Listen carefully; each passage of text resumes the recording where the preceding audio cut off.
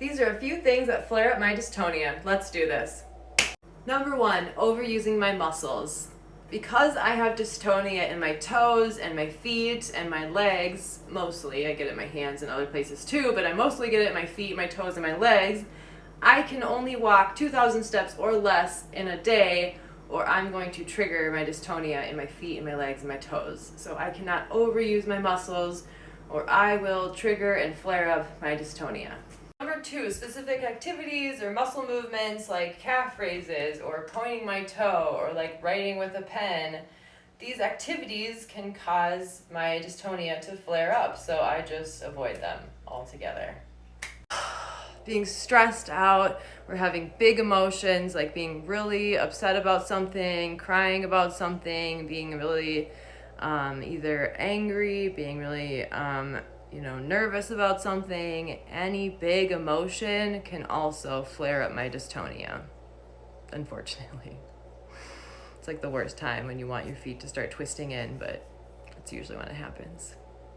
Number 4, being fatigued will flare up my dystonia. Either not getting enough sleep or near the end of the day, right before I'm about to go to sleep, that can flare my dystonia.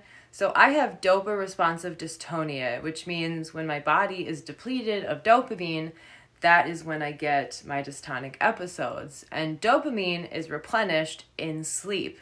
So if I'm not sleeping, I'm going to be getting more dystonic episodes. So my dystonia is very much so dependent on the amount of sleep that I get. Because like I said, dopamine is replenished in sleep. So if I'm not sleeping, I'm getting flared up dystonia. And number 5, obviously dehydration can greatly affect my dystonia, and being dehydrated will flare up my dystonia. I have to make sure that I'm staying hydrated and getting in fluids to make sure that I can keep my dystonia at bay and comfortable. If I'm dehydrated, I'm going to be experiencing worsened dystonic episodes. So it's really important that I stay hydrated.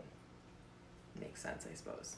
So things that can flare up my dystonia would be overusing my muscles, performing certain activities like calf raises or pointing my toes or using a pen. Also, big emotions and being stressed out can flare my dystonia, as well as fatigue and not getting enough sleep, and then being dehydrated. So let me know in the comments what flares up your dystonia, and if you think you're experiencing dystonia, I recommend talking to your neurologist or a neuromuscular doctor. I always forget what they're called. Neuromuscular disorder doctor. Okay, I love you all. Let me know questions you have. Bye.